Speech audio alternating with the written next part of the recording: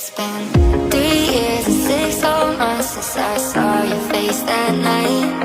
It took 5 seconds to fall in love and 2 more to make you mine.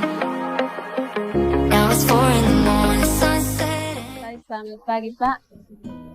Terima kasih atas waktu dan kesempatan yang telah diberikan kepada kami. Kami mahasiswa dari Universitas Citra Bangsa dari program studi pendidikan dan informatika. Dan pada kesempatan ini terima kasih juga Pak telah meluangkan waktu untuk kami wawancarai pada pagi hari ini dengan tema pelaksanaan bimbingan konseling yang ada di SMP Negeri 1 Kota Kupang.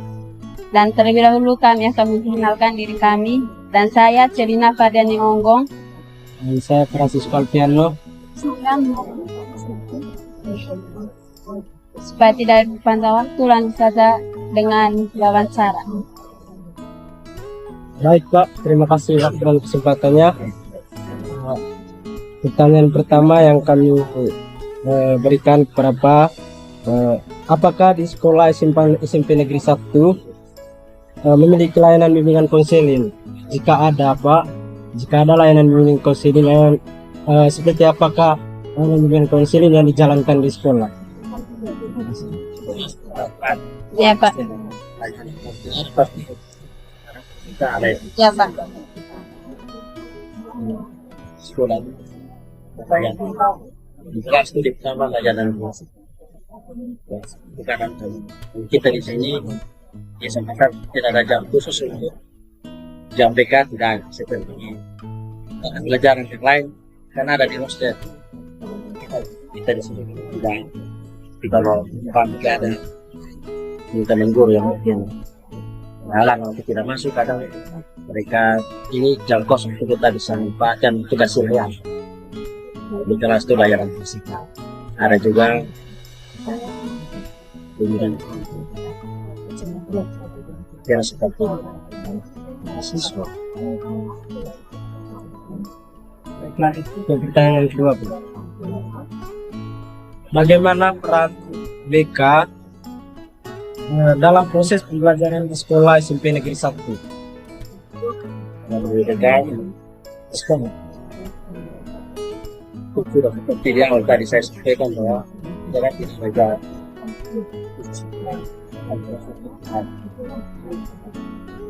sekolah yang bagaimana kita bisa menyelesaikan permasalahan yang ada oleh teman. Jadi masalah yang dialami oleh siswa itu ada masalah belajar atau misalnya pribadi, kemudian sosial. Nah, itu yang kita sama-sama dengan siswa untuk kita selesaikan masalah. Baik, lanjut kita ketiga. Program seperti apa dalam pengembangan layanan BK di SMP? Program kita kan ada program tahun, program semester, kemudian kan program harian. Jadi kita lakukan juga ada juga di media-media begini yang Pak lihat itu. Nah, ini kan salah satu program yang kita buat. Dan media layanan bimbingan konseling. Mungkin anak-anak yang mungkin mereka bisa baca, ada juga di kelas. Yang kalau bicara tentang program ini sudah awalnya tadi program tahunan, semester, kemudian bulanan, kemudian hari.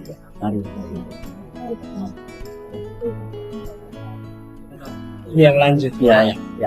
Jadi untuk pertanyaan yang Pak, saya akan lanjut. Terima kasih Pak. Sama.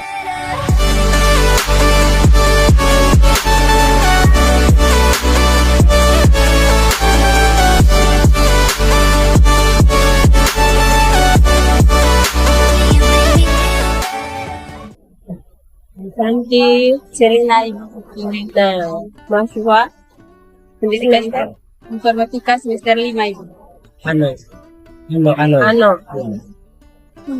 Nama semester 5 semua. Semester 3. Tujuan kegiatannya untuk apa? Memenuhi UTS mata kuliah backup profesi keguruan itu. Tidak. Oh, program ulang. Ya ada program semester A. Oh, masih cerdas. Oke, silakan. Pertanyaan yang keempat tadi dari Pak, Pertanyaannya, jenis layanan apa yang dilakukan guru BK di sekolah? Oke, kalau jenis layanan tuh banyak. Yang pertama tuh ada layanan dasar. Terus layanan dasar itu biasanya sebelum ini gambaran saya. Ada layanan orientasi, layanan bimbingan konseling kelompok, lalu bimbingan klasikal, terus ada konseling individual dengan konseling kelompok. Itu yang dasar. Yang lain-lain juga ada, misalnya yang layanan penempatan penyalur. Dan misalnya kalau di SMP kelas 3 mereka bingung mau pilih jurusan apa di SMA atau SMK, itu ada layanan penempatan dan penyaluran. Jadi kita anak sesuai dengan bakat minat, diberi informasi bedanya SMA dengan SMK itu apa, kamu mau jadi apa besok-besok. Kalau kuliah ya kita sarankan ke SMA, kerja biasanya di SMK. Itu contoh. Oke.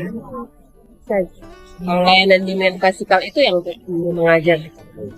Terus kalau konseling individual itu kayak siswa-siswi yang bermasalah, ibu pagi ke sini, terus ibu kasih layanan konseling individual, konseling. Kalau konseling pasti ada dong tahu toh. Terus kalau konseling kelompok itu ada beberapa anak yang mengalami permasalahan yang sama, gitu. Lalu kasih konseling kelompok. Namanya konseling kelompok sekitar 5 sampai 8 orang.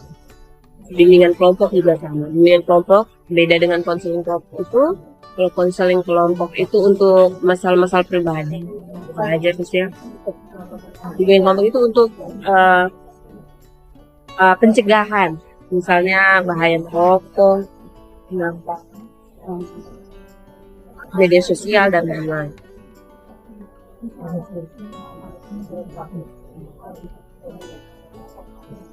Lanjut Ibu, jenis masalah apa saja yang ditangani oleh layanan guru BK di sekolah?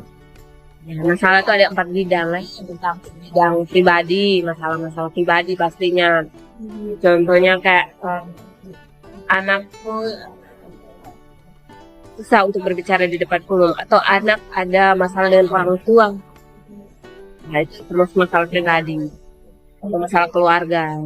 Misalnya dia tidak dalam sekolah karena orang tuanya bercerai, misalnya itu termasuk di masalah pribadi. Lalu yang berikut masalah sosial, misalnya kemampuan anak dalam bersosialisasi. Ada anak yang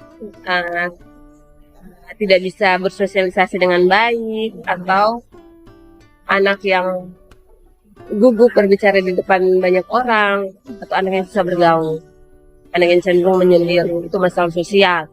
Yang ketiga masalah belajar. Masalah belajar itu misalnya anak kesulitan dengan mata pelajaran tertentu, atau kita kasih layanan dengan gaya belajar supaya anak-anak lebih mudah dalam belajar. Kita kasih tahu mereka, oh kamu termasuk anak yang gaya belajarnya seperti ini. Atau itu juga pemahaman untuk misal belajar itu tidak datang ke sekolah, itu juga anak malas belajar, malas kerja tugas, termasuk di bidang belajar. Lalu yang keempat masalah karir. Masalah karir ini guru BK juga menjadi media untuk anak-anak berkonsultasi tentang studi lanjut sebenarnya. Kalau omong karir bukan masalah pekerjaan ya, lebih ke studi lanjut. Contohnya kalau anak SMP tadi sudah bilang, kita mengarahkan mereka untuk mau pilih mana nih, SMA atau SMK. Itu masalah karir yang dimaksud ya, gitu. Jadi ada 4 masalah: bidang pribadi, sosial, belajar, dan karir. Oke. Kayaknya untuk pertanyaan terakhir tadi Ibu sudah jawab. Oh ya, baik. Salah satunya tadi minat belajar siswa. Kan kamu punya pertanyaan terakhir ini fungsi dari guru BK. Salah satunya Ibu sudah jawab. Kalau fungsi guru BK, fungsi layanan BK itu sendiri ada fungsi pencegahan, pengentasan. Pencegahan itu kita kasih layanan untuk mencegah anak masuk dalam masalah, atau Anda melakukan hal-hal yang tidak diinginkan. Contohnya kita kasih layanan bahaya merokok. Itu maksudnya untuk mencegah anak-anak supaya jangan. Pengentasan itu kalau kita kasih konseling. Jadi ketika anak sudah bermasalah, kita datang sini pengentasan atau kuratif pengobatan. Tapi itu istilah medis sih. Kalau ke BK lebih ke pengentasan masalah. Pencegahan dan pengentasan itu saja yang selama ini dijalani.